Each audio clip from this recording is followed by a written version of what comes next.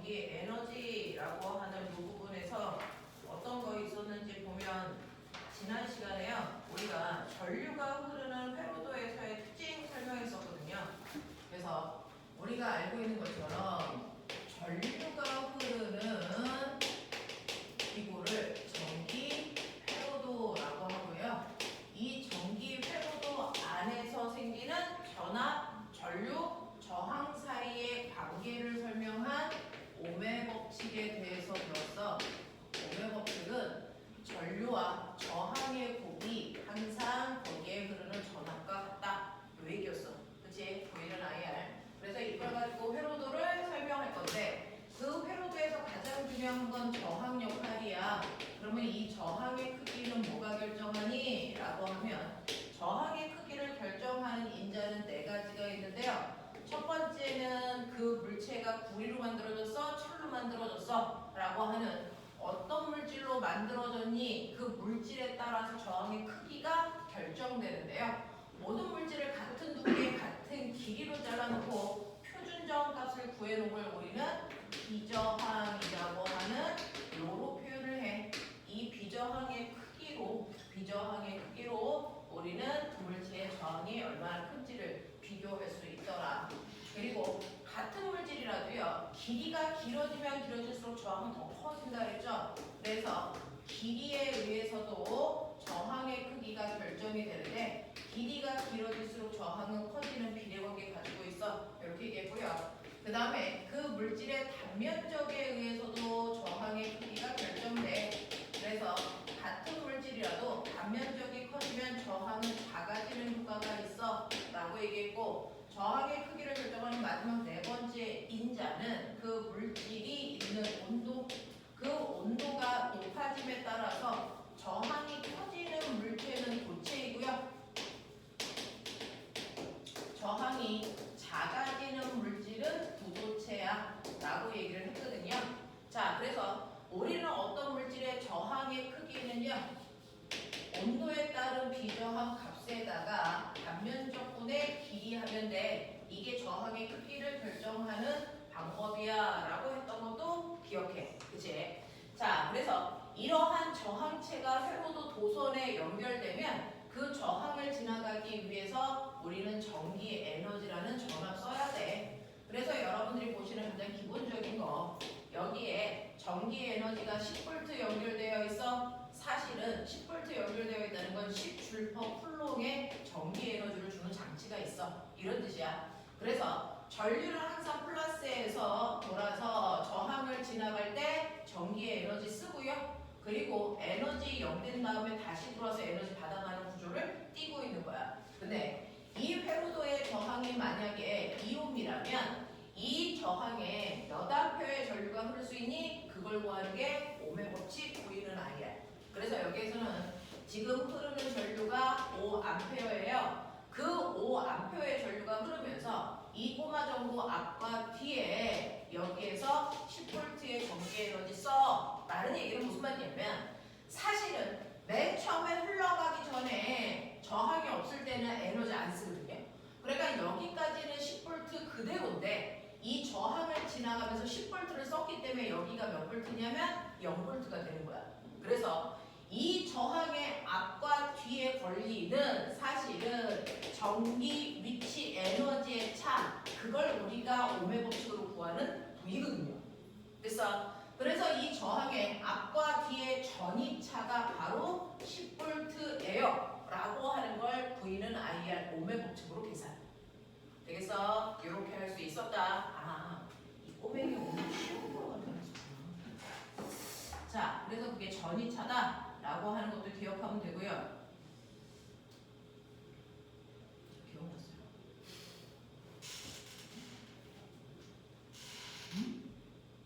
지섭이도 시험을 보나? 같은 학원이라서?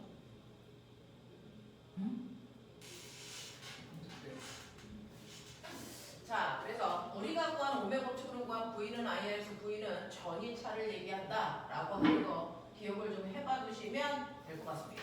됐죠? 이런 얘기다 라고 하는 거 기억해 두시고 그러면 이때 저항이 하나가 아니고 저항이 두 개, 세 개가 있을 때도 우리는 그걸 구할 수 있는데요. 이때 오음의 법칙이라고 하는 건 뭘 얘기하는 거냐면 전압과 전류와 저항 사이의 관계를 얘기하는 건데 이 세 개 사이에 어떤 관계가 있어? 그 중에서 첫 번째 관계는요. 전류가 일정할 때 저항이 큰 쪽이 전압을 많이 써 라는 관계가 있죠.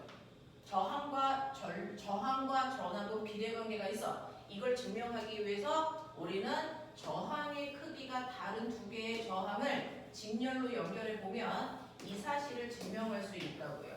그 중에서요. 첫 번째 저항 R1을 우리는 3옴이라고 하고요. 두 번째 저항 R2를 6옴으로 저항의 크기를 1대2의 비율로 놨어. 그래놓고 여기에 전체 전압을 얼마를 걸 거냐면 18V를 걸었다고 치자. 이렇게 돼. 자, 그랬을 때 얘네들의 첫 번째 합성 저항은 얼마입니까? 라고 하는데 얘는요. 저항 두 개를 직렬로 연결하면 저항 두 개를 이렇게 연결한 거니까 저항이 하나 있을 때보다 길어지는 효과야. 그렇죠? 길이가 길어지는 효과면 합성 저항은 커지는 효과가 나타나기 때문에요. 직렬 회로에서는 각각의 저항을 더한 게 합성 저항 더하는 방법이야. 그래서 3옴에다가 6옴을 더해서 9옴 되는 거야 라고 하는 우리가 합성 저항을 하거든요. 됐죠? 그럼 그 합성 저항을 구하면 이걸 통해서 오음의 법칙 V는 IR이라는 걸 하면 전체는 18V고 저항이 9옴이기 때문에 여기에 2A라고 하는 전류가 흐를 텐데 직렬 회로에서는 전류가 일정해요. 그죠? 그러니까 첫 번째 저항에도 2A가 두 번째 저항에도 2A라는 전류가 흐를 거야. 그러면 이때 첫 번째 저항을 지나갈 때 사용한 전이차가 얼마예요? 구해보면 돼요. 자, V는 IR이니까 첫 번째 저항을 지나갈 때 전이차는 V1은 I1, R1으로 계산하면 되니까 여기가 2A, 3옴 그래서 여기서 6V 쓰는구나. 됐죠? V2는요. I2 곱하기 R2니까 2A 6옴에서 여기서 12V 쓰기 때문에 이거 두 개 합하면 전체값 18V 다 쓰고 오는 거 맞다. 이런 뜻이거든요. 그러면 여기 첫 번째 저항에서 쓴 게 6V이고요. 두 번째 저항에서 쓴 건 12V인데 이 각각의 저항에서 쓴 전압의 크기를 결정하는 건 뭐냐? 어차피 전류는 일정할 거니까, 그렇죠? 저항의 여기에서 전압의 크기를 결정한 건 저항의 크기 비율이다. 저항의 크기 비율이 보시는 것처럼 1대2이기 때문에 전압도 1대2로 나눠 쓰는 두 개가 비례관계가 나타나는 걸 증명할 수 있었다라는 거고요. 자, 그런가 하면 오음의 법칙에서 두 번째 여러분들이 증명하셔야 되는 건 뭐냐면 전압과 저항 사이에 비례관계가 있다면 저항과 전류 사이에는 어떤 관계가 있어? 요거거든요. 됐죠? 그래서 여러분들이 보시는 두 번째는 전압이 일정할 때 저항과 전류 사이의 관계는 무슨 관계가 있어? 저항이 커지면 전류는 작아지는 반비례 관계가 있죠. 이 또한 증명할 수 있어요. 이걸 증명하는 회로도가 바로 저항의 병렬 연결 회로도입니다. 이런 식으로. 그죠? 첫 번째 저항을 3옴이라고 하고 두 번째 저항을 6옴이라고 하고요. 전체 전압을 똑같이 18V로 걸었어요. 그래도 병렬 회로도이기 때문에 각각의 전압이 일정하다는 거 우리는 알 수 있고요. 그 다음에 여기에서 아까처럼 우리 합성 저항 구하고 싶어요. 합성 저항은 병렬일 때는 두 개의 저항이 밑으로 이렇게 붙은 거예요. 그래서 하나 있을 때보다 훨씬 더 단면적이 두꺼워지는 효과인데 단면적이 커지면 커질수록 저항은 작아지는 효과가 있기 때문에 우리는 이걸 합성할 때 직렬과 다른 방법으로 합성해야 된다. 각각의 저항을 역수로 해서 저항값을 다시 역수하자. 이 얘기였어. 그래서 이걸 정리하시면 각각의 저항의 합분의 곱이 합성 저항 구하는 방법이야 라고 얘기했었거든요. 그래서 얘네들은 이온이래라고 얘기했고 그 결과 V는 I, R 여기 이온이고 18V이기 때문에 실제로 여기서 9A가 흐르는 게 맞아. 그래서 전체 회로도에 흐르는 전류의 세기는 9A가 가고요. 병렬이기 때문에 독립된 회로라서 여기가 18V면 얘도 18V 여기도 18V가 흘러야 돼 라고 하는 거 알아. 자, 그렇다면 우리는 이걸 가지고요. V는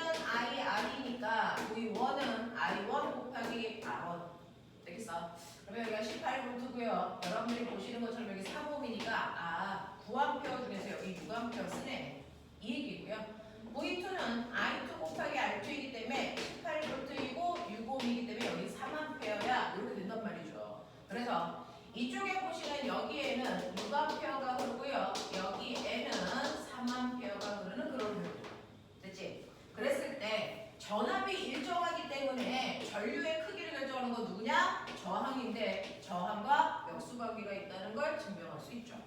되겠습니까? 네. 그래서 각각의 이런 것들을 증명하기 위해서 배우는 거죠. 자, 그러면서 이러한 페로도에서 이 저항이라고 하는 이 아이들은 사실 전기제품이다.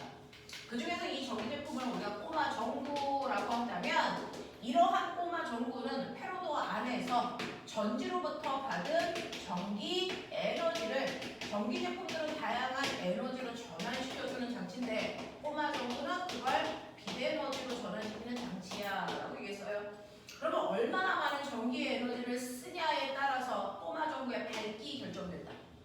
그렇죠? 그러면 여기에 있는 여러분들이 보시는 것처럼 A, B, C, D 4개의 꼬마 전구의 밝기를 결정하는 건 바로 전력이기 때문에 그 전력의 크기로 우리는 밝게 구할 수 있다.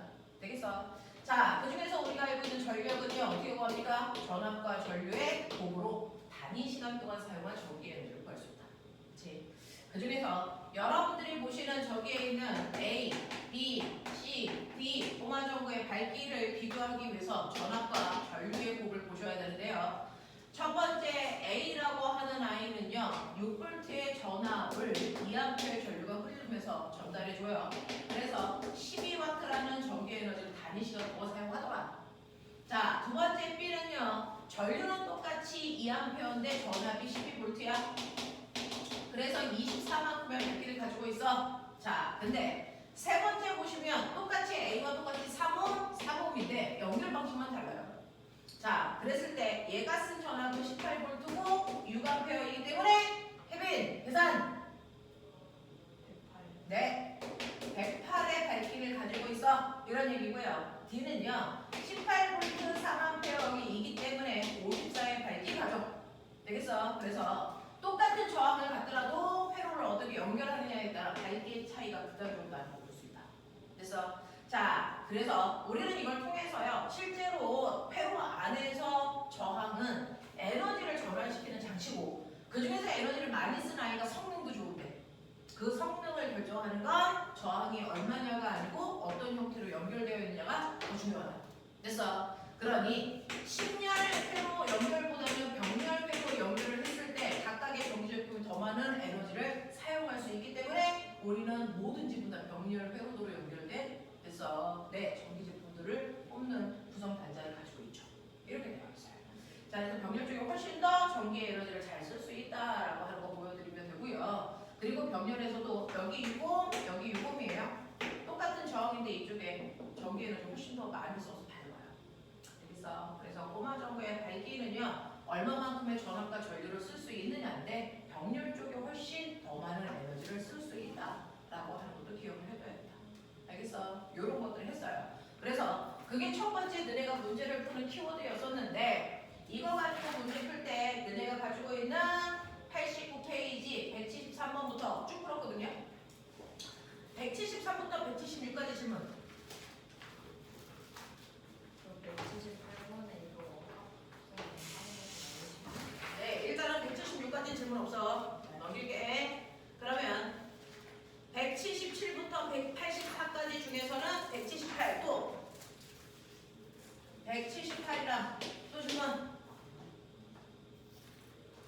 다른 건 없는 거야. 178번을 보시면요, 이건 이제 저항의 여러 가지 이제 저항의 복잡한 연결이고요. 이거 합성 저항 어떻게 구하니? 라고 하는 요게요. 사실은 요번에도 영재에서 요 정도 복잡한 정도의 저 합성 저항 구하는 건 나왔었거든요. 그래서 아무리 복잡한 저항 연결이 안 나온다고 해도 요 정도를 할 수 있어야 된다. 얘는 사실은 물리의 입장에서 보면 그렇게 복잡한 회로는 아니다라고 얘기합니다. 그래서 A와 B가 이렇게 되어 있어요. 여기 저항이 이런 식으로 여러분들이 보시면 이런 식으로 6개의 저항이 연결되어 있단 말이에요. 6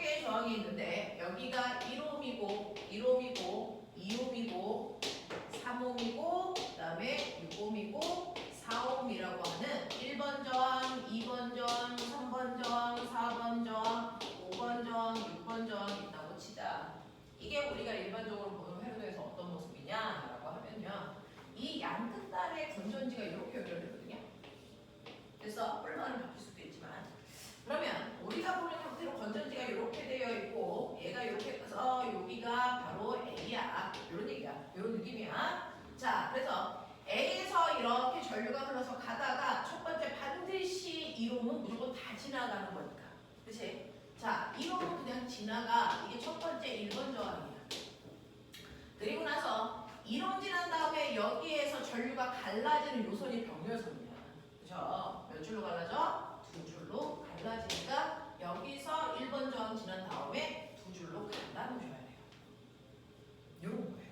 그 중에서 하나는 윗줄을 통해서 이렇게 올 거고요. 하나는 아랫줄로 이렇게 가서 두 개가 만날 거잖아요. 그죠? 네, 그 얘기예요. 윗줄로 간에는 저항을 3개를 지나가야 만날 수 있고요. 아랫줄은 하나의 저항만 지나가도 만나요. 이런 구조예요. 그래서 그 아이들이 만나서 얘네들이 공통으로 6번 저항을 지나서 들어가요. 그랬어요. 그래서 이렇게 가는 거예요. 이런 구조예요. 얘가 6번 저항, 얘가 5번 저항, 얘가 2번, 3번, 4번 저항. 이렇게 돼요. 그죠? 요 정도를 여러분들이 해결하시면 돼요. 그랬을 때 여기는 직렬이기 때문에 얘네들을 2, 3, 4의 합성 저항은 얼마냐면 6옴이에요. 그죠? 그래서 얘를 다 더하면 6옴이고요. 밑에 있는 게 6옴이에요. 그래서 6옴짜리 두 개가 병렬 연결되어 있는 회로도.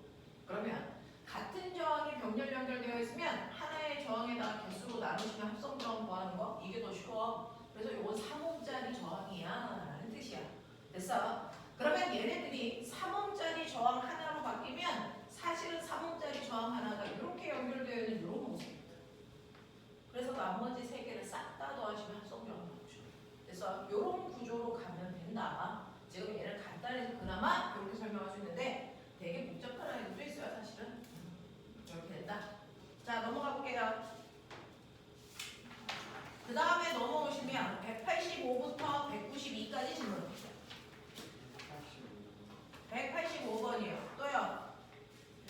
89번이요. 네, 85, 89 두 개 할게요. 85하고 89를 보시면 85는요. 자, 그리고 전열기 그러는데 전열기라는 단어는 특히 3학년 면접볼 친구들은 머릿속에 집어넣으셔야 되는데 전열기도요. 모든 전기 제품들은 전기 에너지를 전환하는 거잖아요. 전열기라고 하는 건 말 그대로 전기 에너지를 열 에너지로 바꿔주는 전기 난로야. 그 뜻이거든요. 그래서 네, 그래서 전열기는 전기 난로 같은 것들을 싸잡아 우리가 전열기라고 불러요. 자, 그러면 이러한 전열기에 표시되어 있는 전기용품안전관리법에 의한 표시 기준입니다. 라고 하는데 어떤 전기 제품들도요. 여러분들이 써져 있는 것처럼 보시면 얘는 AC라고 하는 건 교류전류야 라는 뜻입니다. 그래서 DC라고 써져 있으면 직류전류 흐르는 곳에 연결해 이런 뜻이거든요. 거기에 뭐라고 써져 있냐면 220V 60Hz 그 다음에 11W 이렇게 써져 있어요. 우리 맨날 연결하는 220V에 11W 사용해 이 얘기예요. 그러니까 얘는 무슨 말이야? 반드시 220V에 꼽아. 얘는 규격 전압이 정격 전압이 220V야 이 뜻이고요. 그렇게 꼽았을 때 단위시간당 11줄이라고 하는 에너지 써라고 하는 게 바로 소비 전력을 얘기하고 있다라는 얘기예요. 그러면 이것만으로 여러분들은 전력이라고 하는 와트는요 전압에다 전류 곱하는 거니까, 그치? 네, 얘가 11이 되고 그 다음에 연결한 게 220V이기 때문에 전류는요 220분의 11A가 흘러 이런 걸 알아요, 그렇죠? 또 오면 법칙 V는 IR이기 때문에 V는 220이고요. 전류는 220분의 11이잖아요. 그러면 여기에서 저항은 얼마가 지나가야 됩니까? 저항은 11V. 제일무식해. 저항은요 엄청 어려워. 11분이 얼마? 220 곱하기 220짜리야. 얘 저항이 지나가야 돼. 라는 얘기를 하고 있는 거죠. 그래서 이건 계산할 수 없는 숫자예요. 이 정도면 거의 무한대예요. 그죠? 이 정도의 저항을 가지고 있는 애가 흐르는구나 라고 하는 것도 여러분들이 이제 미리 머릿속에 집어넣으시면 이 아이를 220볼트에 꽂는데요. 친절하죠? 자, 그랬을 때 전열기의 저항값은 얼마입니까? 이거 계산하는 얘기인데 이거 계산해 봤자 여러분들이 보시는 것처럼 4,400이 나올까 안 나올까? 안 나오겠죠. 되겠어? 틀렸다는 얘기고요. 니은 전열기에 흐르는 전류의 세기가 20A이니? 아니죠. 되겠어? 이런 얘기죠. 전열기를 110V 단자에 연결하면 소비 전력은 이라고 했는데 그럼 선생님 220V에 꽂지 않고 110V에 꽂으면 어떻게 됩니까? 그냥 이대로가 그냥 이 문제 그대로가 중3 내용이야. 그래서 110V에 꽂으면 전압이 2분의 1로 줄었어요. 그러면 전력 구할 때 전압이 2분의 1로 줄면 전력도 2분의 1로 주니? 아니라 그러지. 전압이 2분의 1로 줄면 따라서 전류도 같이 2분의 1로 줄기 때문에 전력은 4분의 1로 주는 효과야 라고 얘기했거든요. 근데 그래서 11W를 4분의 1로 나누시면 돼요. 그럼 얼마 나옵니까? 대충 거기에 있는 숫자 나오겠죠. 되겠습니까? 네, 알 수 없는 그런 숫자 나옵니다. 그래서 2.75W가 흘러요 라고 하는 이것이 맞지 않아요? 나오는 게 어떻게 나와? 4,400. 아, 이거 나와? 그러네. 간단한 숫자였네. 그러네요. 네. 그래서 기억과 디귿이 나와야 되는 거기 때문에 답은 4번으로 가셔야 되겠네요. 이런 얘기. 우와, 10일이 나눠질 수도 있는 거구나. 쉽지 않은 세서 요즘에 구분한도 못 외우겠는데, 씨.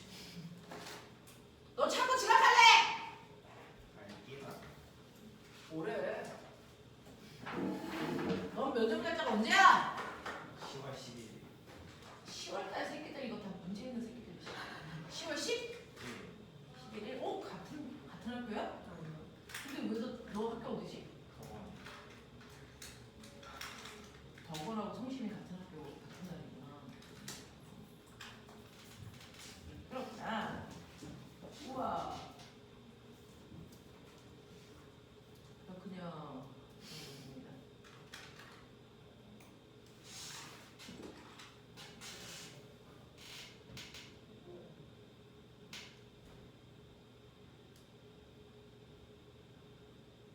시연이가 왜 안 오는 거지? 라는 생각을 했네요.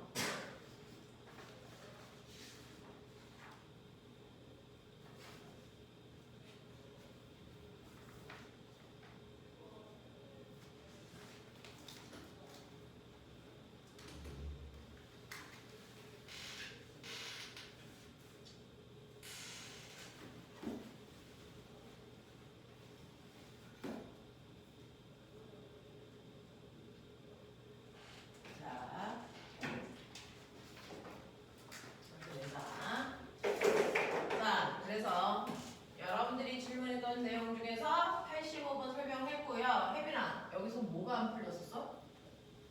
연결을 어떻게 해야 될지를 모르겠어. 이제 됐어? 해볼게요. 자, 그 다음에 두 번째 질문은 89번이거든요. 자, 189번 보시면 189번은 그림과 같이 저항값이 R인 저항 4개와 전압이 V인 전원을 연결하여 회로를 구성하였다.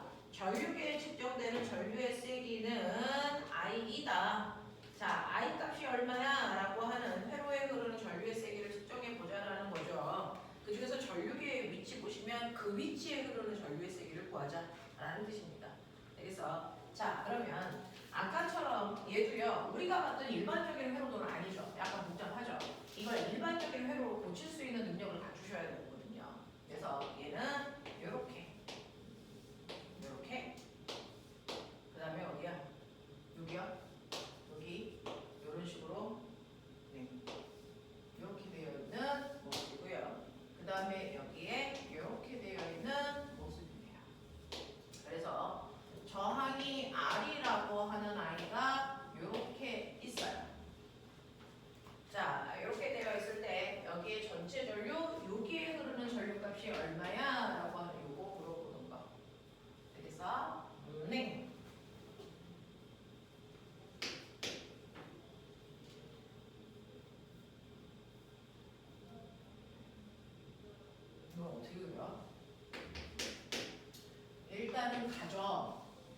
보시면 여기에서 아랫줄, 윗줄로 나뉘는 거 알아요? 병렬선이죠. 그러니까 이런 식으로 그려놓고 여기에서 두 줄로 이렇게 나뉘는 병렬선이 있구나. 그 중에서 얘가 1번 저항, 2번 저항, 3번 저항, 4번 저항으로 보자. 자, 그랬을 때요. 여기에 있는 아이들이 만날 때요. 얘는 이렇게 가서 여기서 또 한 번 나뉘어서 이렇게 가요. 되죠? 네, 이렇게 됩니다. 그래서 아랫줄은요. 1번 저항 지나고 나서 얘가 둘로 나뉜다. 그래서 2번 저항 지날 수도 있고 4번 저항 지날 수도 있구나. 그게 이렇게 모여서 가는 거구나. 되겠어? 그리고 윗줄은요. 2번 저항 하나 지나가서 이 둘이 이렇게 만나서 이렇게 오는 거구나 라는 모습이에요. 되겠어? 이렇게 해결하셔야 됩니다. 그래서 이게 1번 저항, 3번 저항 이런 모습이에요. 이 중에서요. 실제로 여기에 흐르는 전류의 세기가 얼마냐 이제 요거 보는 건데 여기에 흐르는 전류의 세기는요. V는 I의 합성 저항을 이용해서 전체 전류 요거 구하라는 얘기잖아요. 그렇죠? 그러면 I는 R분의 V니까 여기에서 합성 저항값 구해서 전압으로 나누시면 되거든요. 그럼 합성 저항 구해야죠. 일단은 가장 작은 말단에 있는 병렬부터 해결해서 나오는 게 철칙입니다.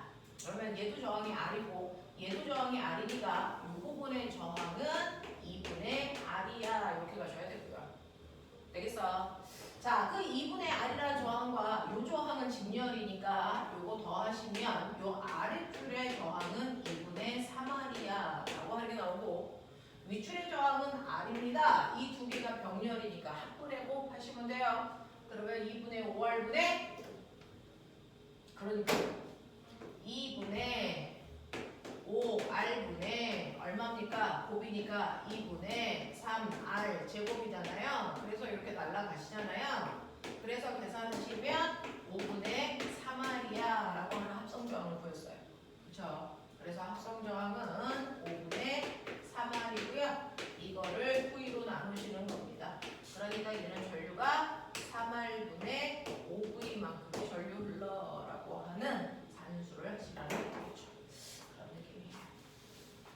됐어? 자, 이렇게 가시면 된다라는 얘기입니다. 그래서 회로도는 이 정도 여러분들이 하시면 될 것 같고요. 그 다음에 이제 94페이지 보시면 중학교 2학년 핫하게 배웠던 전류에 의한 자기작용인 거죠. 은호는 여기 시험 봤니? 네. 자, 전류의 자기작용이라는 건 무슨 말이냐?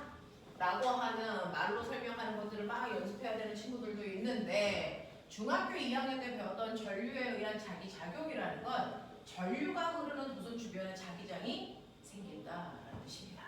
그래서 네, 그래서 여러분들이 아셔야 되는 두 번째 전류의 자기작용이에요.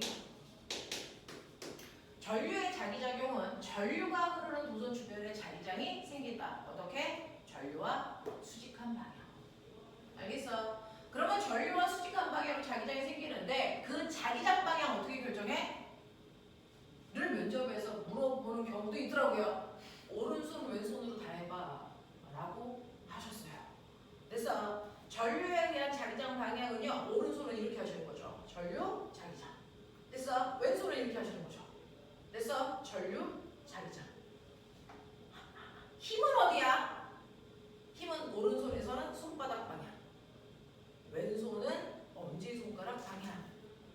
됐어? 네, 그래서 여기서부터 FBI 인 거죠. FBI 되겠습니까? 이런 식으로 해서 두 개 다 해봐 라고 물어보시더라고요. 기억해보세요.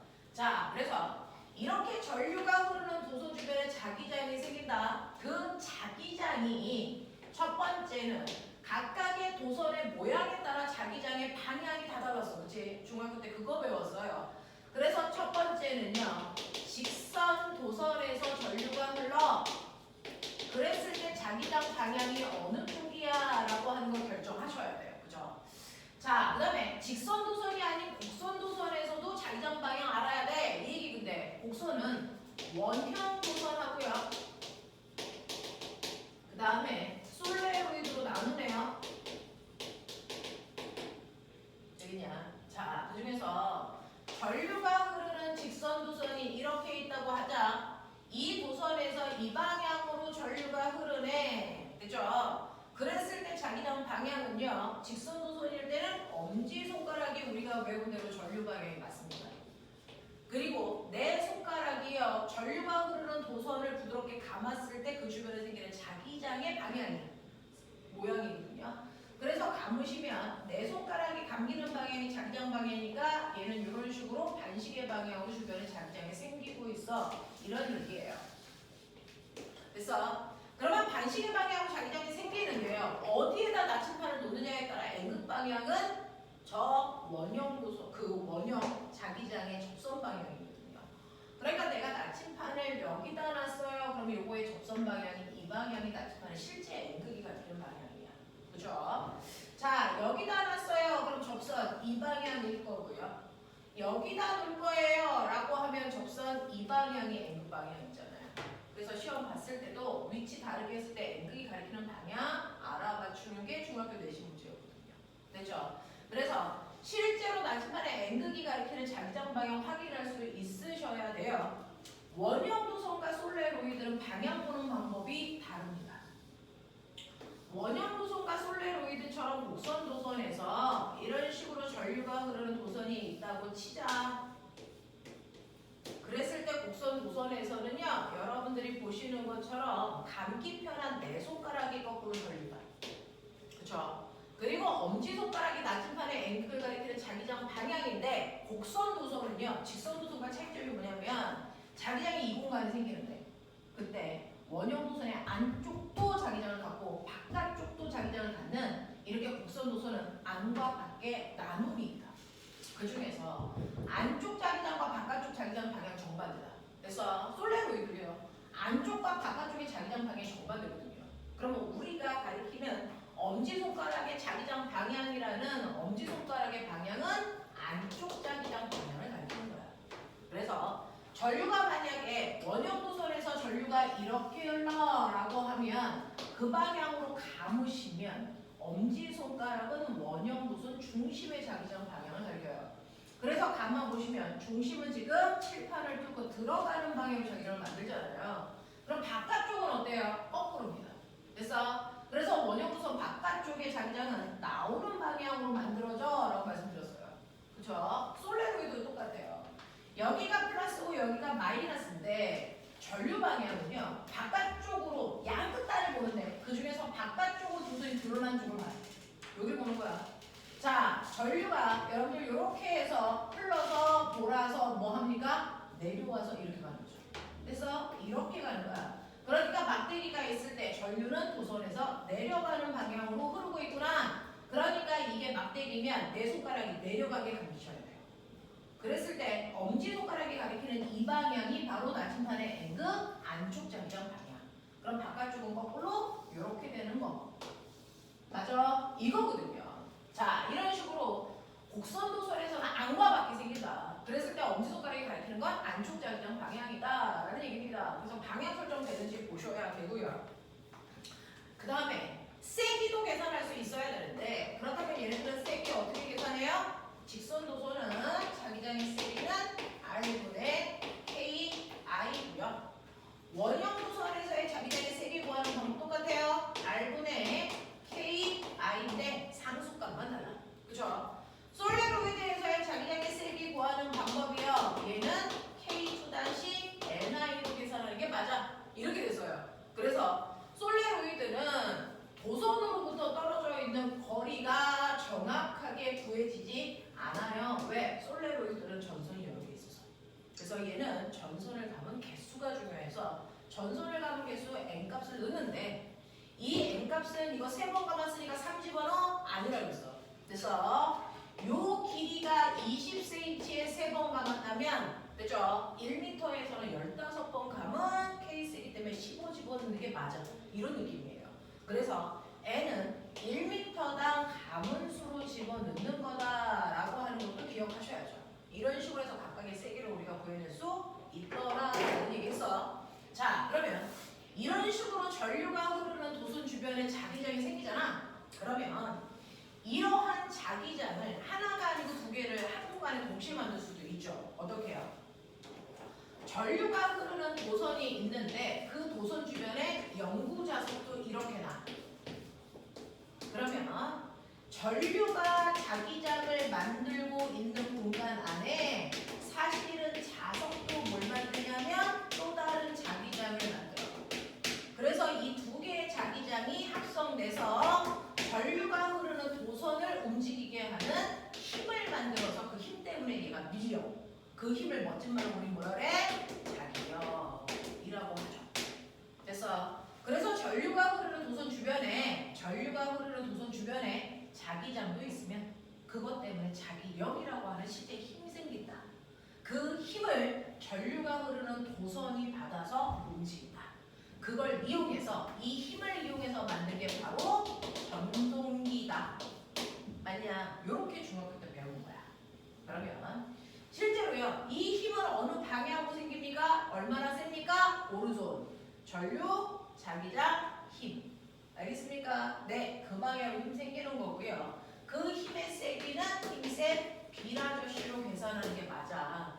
그래서 여기에서는 외부에 자기장이 이렇게 생겼는데 이 자기장의 세기가 만약에 5테슬라라고 하면 5테슬라 그리고 도선에 흐르는 전류의 세기가 2A 전류 자리에 2A 그리고 자기장이 있는 도선 안에 그래서 자기장이 있는 곳에 도선의 길이가 1m라면 1m 이거 다 때려 곱한 10N이 저 도선을 미는 방향으로 작동하는 실제 힘.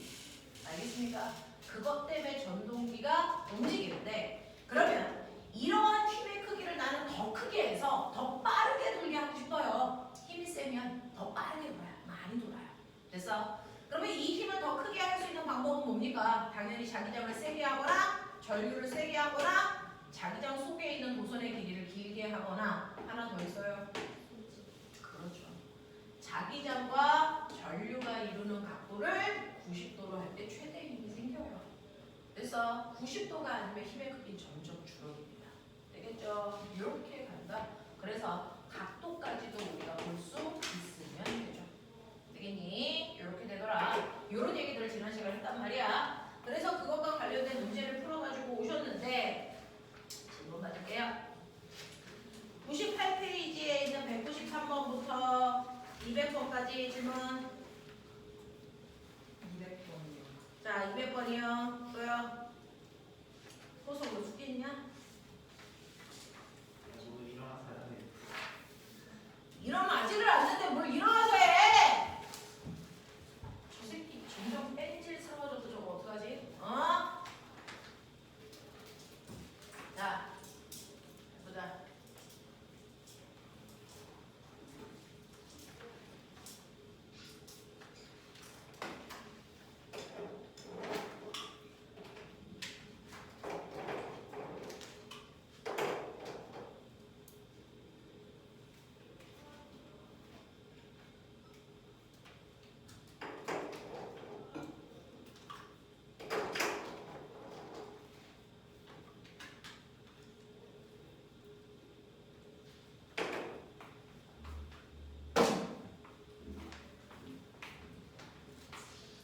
학교는 전자실판 같은 거야?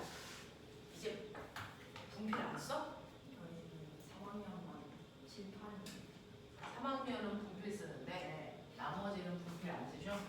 근데 선생님들 입장에서는요 필기 감이 달라요.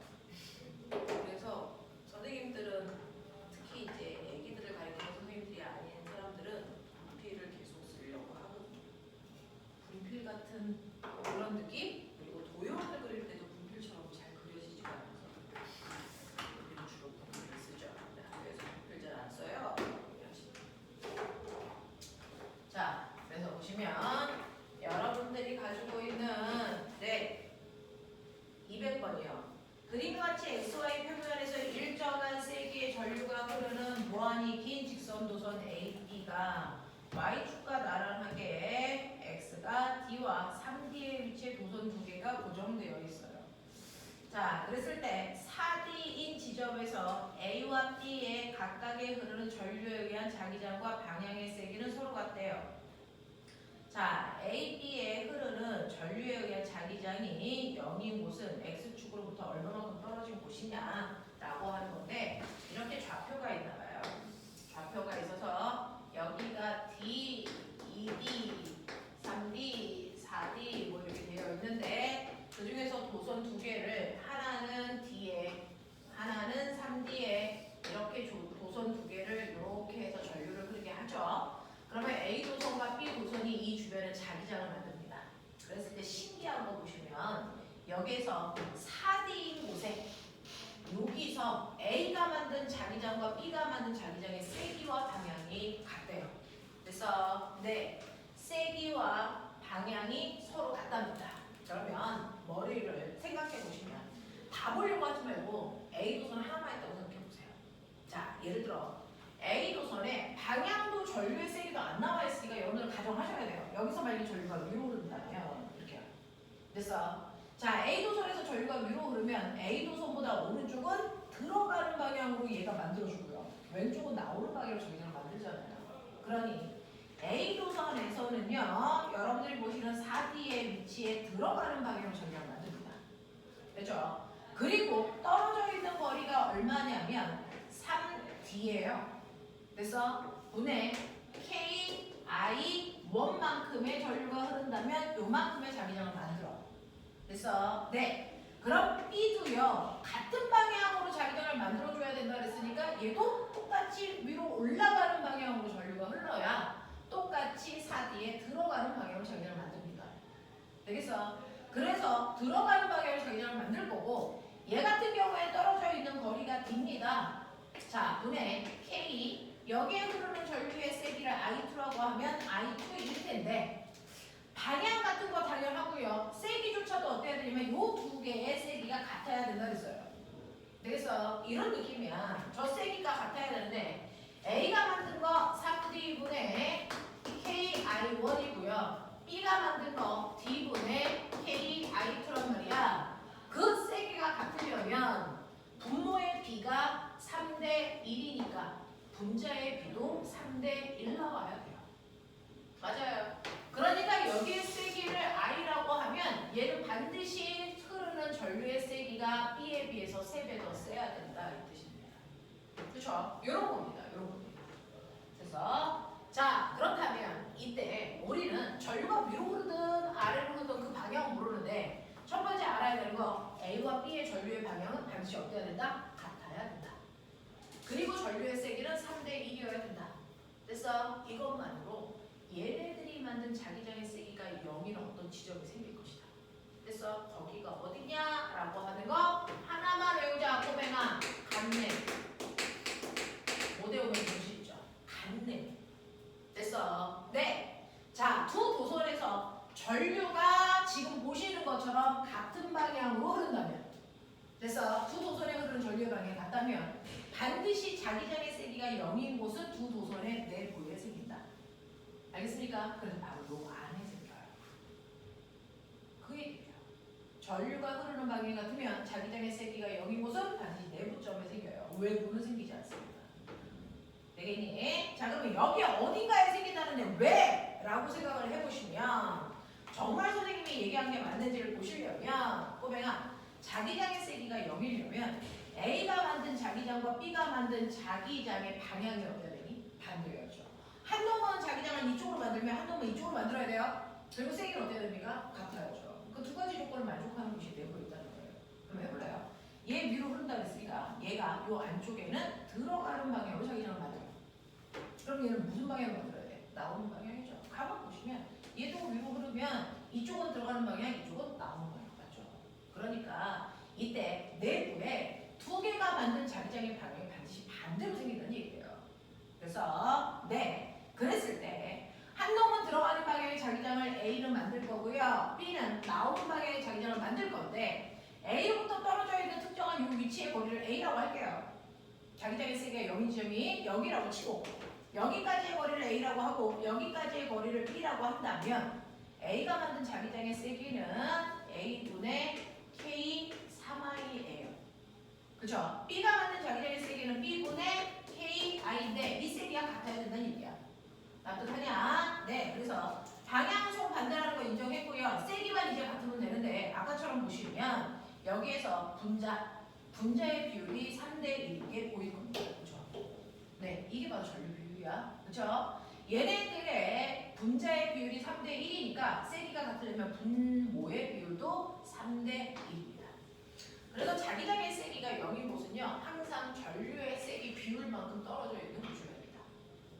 이 뜻입니다. 그래서 A로부터는 3만큼, B로부터는 1만큼 떨어져 있는 이 공간이어야 된다라는 얘기예요. 그러니 A와 B 사이에는 2D만큼 떨어져 있거든요. 그죠? 그거를 4칸으로 나눈 것 중에서 A로부터 3칸 떨어져 있는 지점이 바로 자기장의 세기가 0인 지점이에요. 그러니까 A로부터 2분의 3D만큼 간 거. 이 얘기군요. 그러면 A로부터 2분의 3D만큼 간 거니까 얼마입니까? 2.5D니치가 자기장의 세기가 0인 지점이에요. 이렇게 표현한 거예요. 그래서 하나는 외우고 가자. 지금 이거 수능 버전입니다. 간내. 그래서 간내라는 거 외우셔야 되고요. 이때 도선에 흐르는 전류의 세기 비율이 떨어져 있는 거리 비율이어야 된다. 잊지 마세요. 그래서 그럼 이거는 계산할 필요 없이 한 번에 갈 수 있는 문제예요. 그럼 선생님, 두 도선에 흐르는 전류가 반대 방향이면? 네. 반드시 어디에 생깁니까? 네. 그래서 전류가 반대 방향으로 흐르고 있다면 자기장의 세기가 0인 곳은 외부에 생겨요. 근데 떨어져 있는 거리는 똑같습니다. 전류 비율이 떨어져 있는 거리 비율이거든요. 얘네들이 만약에 한 놈은 전류가 위로 흐르고 한 놈은 아래로 흐른다면 자기장의 세기가 0인 곳은 바깥쪽에 있는데 되겠어? 그 중에서 어디요? A로부터는 3만큼, B로부터는 1만큼 떨어진 것이니까 여기에 생기죠. 여기 생겨요.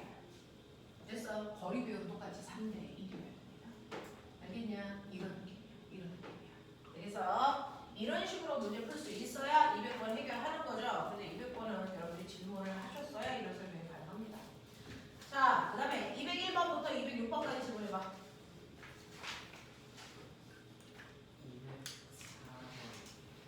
204번.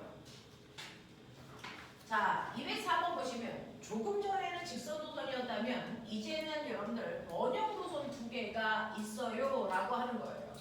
전류가 흐르는 도선을 한 개만 생각하는 건 중학교 개념이라면 이제 전류가 흐르는 도선이 한 개가 아니고 2개, 3개가 같은 공간에서 자기장을 만들어 이런 느낌이야. 그래서 여러분들이 지금 질문한 204번 같은 경우에도요. 책상 위에 원형도선이 반지름이 다른 원형도선 2개가 이렇게 되어 있어서 같은 지점 중심에 자기장의 세기를 물어보겠지. 이런 개념이야.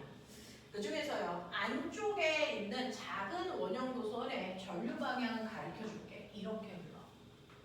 되겠어? 바깥쪽은 안 가르쳐줄게. 이런 얘기고요. 여러분들이 보시면 여기를 이렇게 나누시면 여기가 북쪽이고 여기가 동쪽인 이런 위치로 가라고 하는 동선 한번 나와 있습니다. 자, 그러면 이때 그림 바와 같이 중심이 O로 같은 일정한 세기의 전류가 일정한 세기의 전류가 흐르는 원형도선 AB가 수평면에 수직으로 고정되어 있습니다. 자, 동쪽에서 보았을 때 B의 전류는 시계 반대 방향으로 흐릅니다.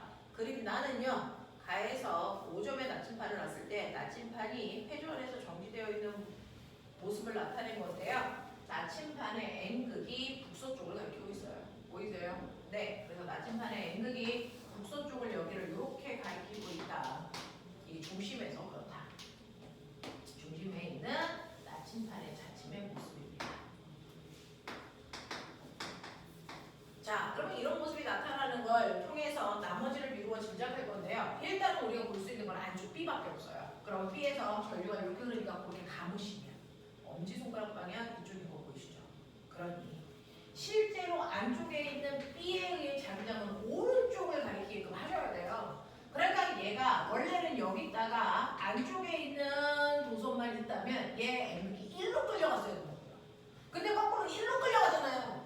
그러면 이쪽으로 끄는 힘이 더 세고 이쪽으로 잡아당기는 힘이 존재해야 된다. 그게 바로 누군가 바깥쪽에 있는 A 도선이 만들어야죠. 그러면 바깥쪽에 있는 A 도선은요. 전류가 거꾸로 이렇게 흘렀어야 정상이에요. 그렇죠? 네. 그래서 A 도선에서 흐르는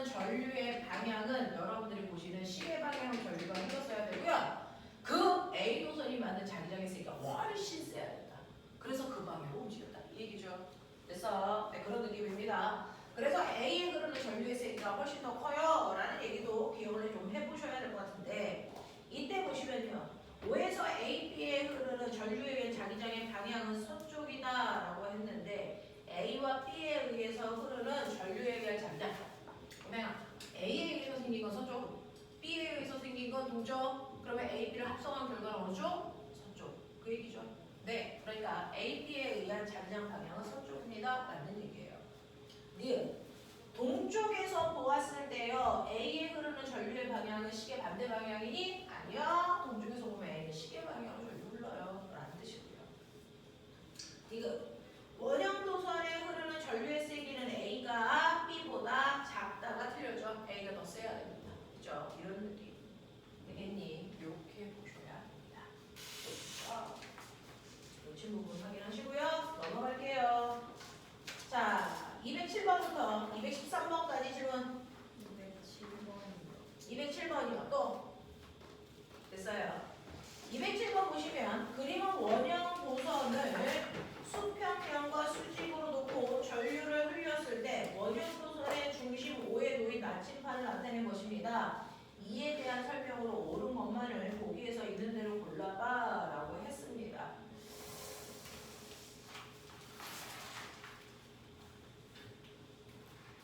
네. 그 207번 보시면요. 207번에서는 원형 도선 중심에다가 나침판을 놨을 때 나침판이 가리키는 방향도 보여드렸어요. 지금 원형 도선이 이렇게 있고 중심에 나침판을 놨더니 나침판의 N극이 여기 가리키네요. 이런 느낌.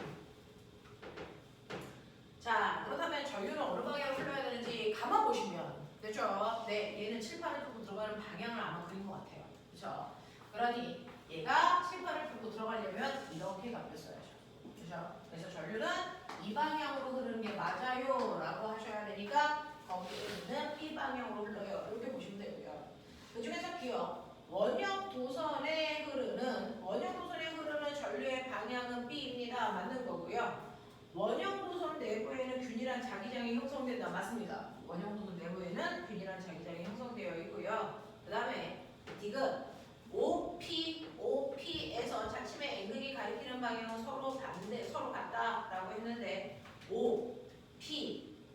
OP에서 나침반의 N극이 가리키는 방향은 서로 같은 방향이 아니고요. O는 안쪽 방향이고 P는 바깥쪽 방향이니까 자기장이 서로 반대 방향으로 작용합니다. 라는 얘기를 하셔야 돼요.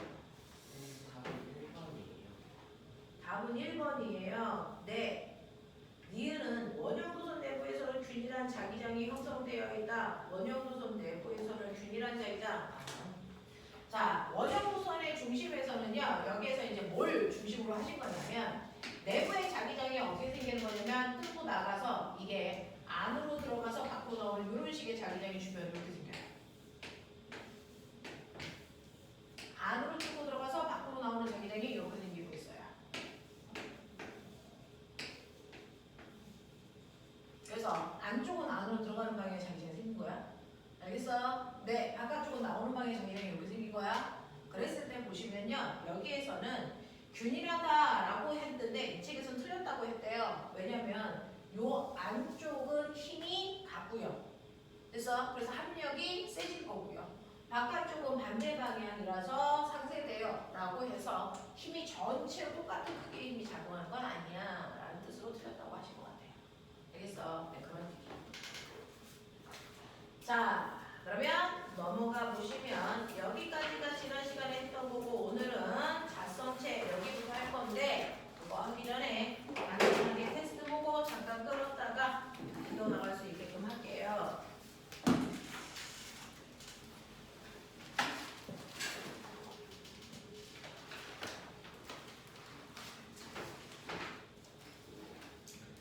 자, 전기 회로에 대한 테스트지를 줄 건데요.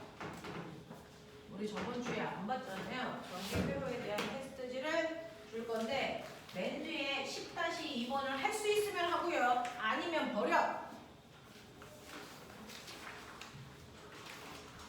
그렇다고 10-2번은 버려도 돼요.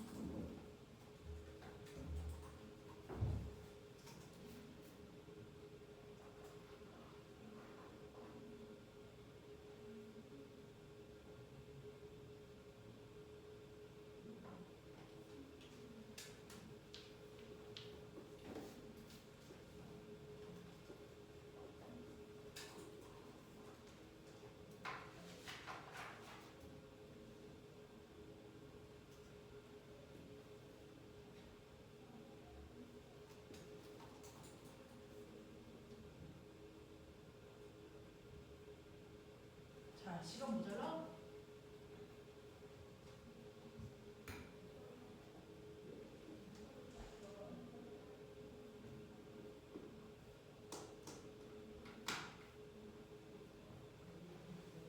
그럼 몇 개 남았어?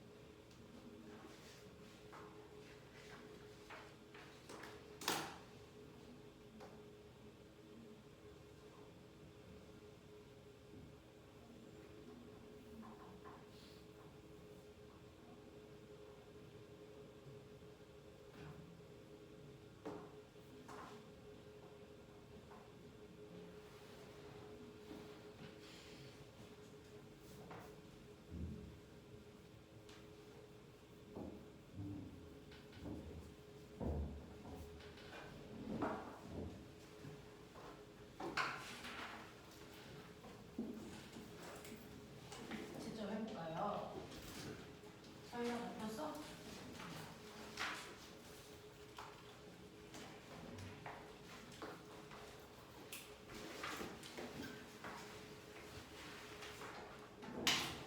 자, 1번부터 다 불러볼게. 1번은 마이너스 플러스 순서대로, 2번에 5V, 3번은 니은 디귿, 4번에 5번, 5번에 0.3A, 6번에 3, 7번 3, 8번도 3이야. 9번에 2, 10번에 1번은 15옴, 2번은 그냥 얘기하는 거야. 2분의 3할. 그래서 10-2번은 개수에 넣지 않고요. 그냥 하시면 이 문제 맞고요. 10-2는 개수에다가 안 집어넣으시면 됩니다. 이 문제로 집중할게요.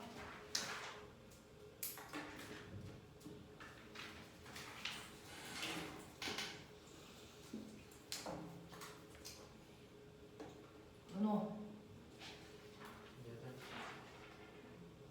진서, 서인이, 혜빈이, 호석이, 어? 네. 자, 그럼 여기에서 질문할 것들을 해보자.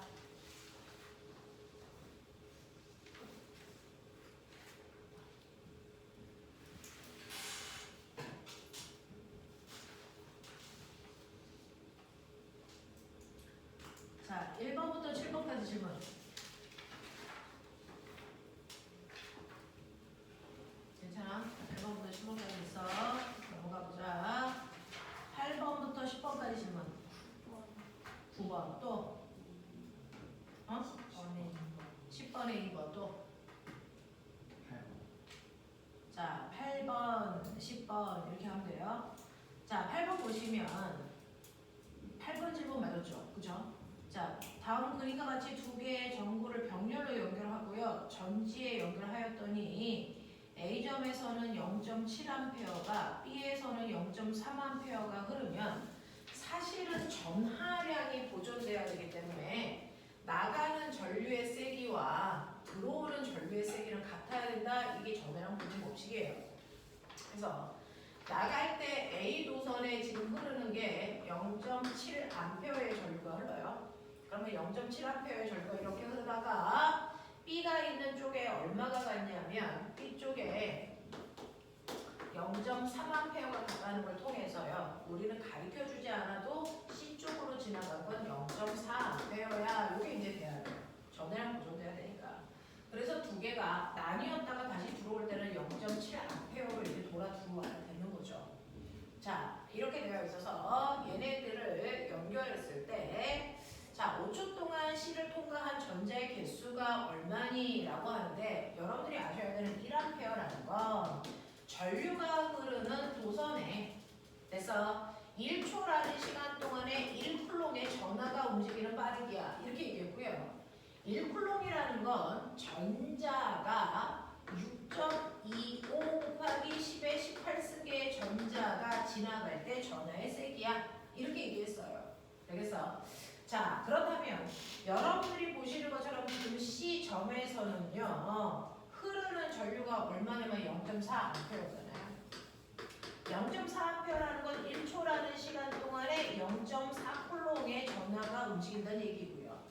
그렇다면 전자의 개수가 1쿨롱에 10분의 4배니까 0.25 곱하기 10의 18승계에 0.4를 곱한 만큼의 전자수가 움직인다는 얘기잖아요. 그래서 계산하시면 얼마냐? 2.5 곱하기 10에 얼마? 18승이에요? 이렇게 되면 18승이에요? 근데 지금 5초 동안 아, 5초 동안이에요. 자, 그러면 이거는 1초 동안이고 5초 동안이면 이거의 5배인 거죠. 됐어? 그럼 곱하기 5 하시면 되겠죠? 그럼 얼마 나와요? 5 하시면 12.5인 거죠. 12.5 곱하기 10에 몇 승 나오니? 18승 이렇게 나오면 되겠어요? 네. 그래서 12.5 곱하기 10에 18승인데 쓸 때는 소수점 앞에 한 자리밖에 있으면 안 되거든요. 그래서 1.25 곱하기 10에 19승 돼야 이렇게 나오는 거죠. 되겠어? 이렇게 계산하시면 될 것 같고요. 그 다음에 10-2번 문제 한 번만 보여드릴게요. 자, 이거는요. 그냥 이제 여러분들 경험 삼아 들어 이제 뭐 물론 하면서 이런 것도 한 번 했어요. 라고 기억해 두시면 되겠죠. 이제 이거는 이제 일반고에서는 잘 나올 수 없는 회로도고요. 이제 특목고 아이들이 혹시나 하는 마음에 옛날에는 반드시 이런 형태가 나오는데 요즘은 잘 안 나와서 혹시나 하는 마음에 한번 여러분들 보시면 돼 라고 하는데 여기에 12개의 저항이 하나당 R자리의 저항이 12개가 있어. 이쪽 A점에서 전류가 이렇게 갔다가요. 여기 저항을 지나서 B점으로 이렇게 전류가 나옵니다. 그래도 전하량 보존 법칙이기 때문에 들어가는 전류의 세기가 I면 한 번 들어갔다가 나올 때 전류의 세기도 I인 상태를 유지해야죠. 됐어? 그리고 이제 여기 전체 전압이 V이기 때문에 여기에서 한 바퀴 돌아서 돼서 나올 때요. 이 전기 에너지 볼트 다 쓰고 나와야 돼요. 그렇죠? 네. 그래서 들어갈 때 에너지 V 가지고 갔으니까 나올 때도 V 다 쓰고 나오는데 이 전압은요. 각각의 회로도의 V는 IR, 이거 다 더한 값이죠. 되겠어? 네, 그 얘기예요. 그러면 여기에서 여러분이 전류가 나갔다고 쳐. 그러면 이제 쭉 가다가 여기에서 끼익 쓰면 얘가 만입니다. 병렬선입니다. 그죠? 병렬선이니까 전류가 일로 찢겨 나갈 때요. 맞니? 근데 여기도 저항이 R이고 여기도 저항이 R이니까 반반 전류가 날아갑니다. 그러니까 실제로 여기에 간 전류는 2분의 1I다라고 보는 게 맞아요. 그죠? 이쪽으로 간 전류도 2분의 1I가 갑니다. 그죠? 그러면 일단은 요 줄 따라가 볼게요. 요 줄 따라가 보면 오른쪽으로 간 애가 2분의 1 I만큼이 가다가 여기서 다시 또 삑 하고 나뉘어요. 그죠? 그럼 또 반반씩 나눠야 되는 거니까 4분의 1I가 일로 가면 여기도 4분의 1I가 일로 온단 말이야. 그래서 얘가 이렇게 가니까 얘는 4분의 1I가 그대로 가. 됐어? 네. 여기에 이렇게 가는데 이렇게 가요. 자, 근데 문제는 여기에서 요점에서는요. 여기서 오는 전류하고 여기서 오는 전류가 만나요. 그래요? 자, 그럼 여기 봐요. 여기서 얘도요. 2분의 1 I가 가다가 여기서 다시 나뉘어지죠. 그러면 여기는 2분의 1I가 아니면 여기가 4분의 1I, 여기도 4분의 1I 이와 똑같이 나뉘어집니다. 그러면 결국 여기서 끼익 해서 만나는 건 4분의 1, 4분의 1 합쳐서 2분의 1이야. 맞죠? 근데 그게 다시 여기서 나뉘어가야죠. 나뉘어가요.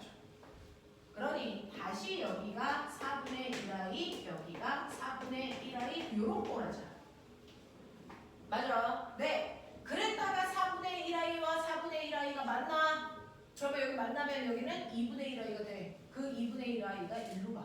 그래서 여기가 2분의 1 i 여기네요. 됐어. 네. 그 다음에 이제 이쪽 줄도 보시면 4분의 1 i가 가. 그럼 여기는 짤없이 4분의 1 i가 가. 그러다가 얘하고 얘가 만나. 그러면 여기가 2분의 1 i가 되죠. 그래서 2분의 1 i, 2분의 1 i 만나서 i로 나와요. 이런 느낌이야. 그래서 이런 식으로 전류가 나뉘었다 모였다 하면서 간단 말이죠. 그랬을 때 이렇게 땡기시면 사실은 전류의 입장에서 보면 이렇게 가서 여기로 나가는 애가 한 세트가 있고요. 이렇게 가는 애도 있고요. 그래서 또 어떤 애는 이렇게 가다가 이렇게 가다가 이렇게 가다가 별자를 다 하는 애들도 있겠죠. 되겠어? 근데 어떤 경로로 전자가 들어갔다 나오더라도 걔가 쓰는 전압은 V예요. 그럼 그 중에서 가장 심플한 형태는 이렇게 가는 애가 가장 심플하네요. 얘가 쓴 전압을 통해서 우리는 보자. 자, 그럼 얘는 여기서 일부 V1, V2, V3, V4를 써서 다 합하면 V가 되는 거죠. 맞냐? 네. 그럼 그 중에서 첫 번째 여기서 쓴 V1은요. V는 IR이니까 I, R 맞죠? 여기서 쓴 게 이만큼이니까. 그러면 여기서 쓴 전압은 얼마야? 4분의 1 IR만큼의 전압을 써요. 그렇죠? 여기서 쓴 거 얼마야? 얘도 그래요. 4분의 1 IR 써요. 여기서 쓴 건 얼마야? 라고 하면 2분의 1 IR을 쓰는데 이걸 다 합하면 이 전압이 V라는 얘기예요. 이해돼? 그래서 이거 합성해 보시면요. 얼마 나옵니까? 2분의 3 I R이 볼트구나 이 뜻이거든요. 근데 우리가 여기서 뭐라 했어요? 실제로 나가는 전류는 I로 구별했다. 맞아요? 네. 그러니까 여기서 볼트는요. 사실은 I 곱하기 2분의 3R이었다는 얘기입니다. 그래서 네. 그랬으니 여러분들이 알고 있는 것처럼 보이면 I, R, 이렇게 합성정이 이 뜻이에요. 이해돼? 이렇게 풀어. 사실은. 이렇게 풀어. 한 번 더 해서 푼 거야. 그래서 저 합성정을 2분의 3R로 보는 게 맞구나라는 뜻을 보여드리는 거죠. 경험 삼아 한 번만 기억해도 이런 문제가 요즘에 보통 내실에서 절대 나올 수 없어요. 네. 이거 헬로도로 이거를 회로도로 그리면 이제 이 모양이 이제 되게 복잡하게 뜯어져야 돼서 얘는 조금 뜯는 게 쉽지가 않습니다. 네, 아까처럼 우리가 직렬 하나에 병렬 그리고 이제 이렇게 복잡하게 그리는 방법들도 있는데 오히려 그게 더 복잡하게 느껴질 수도 있어서 이 같은 경우부터는 이렇게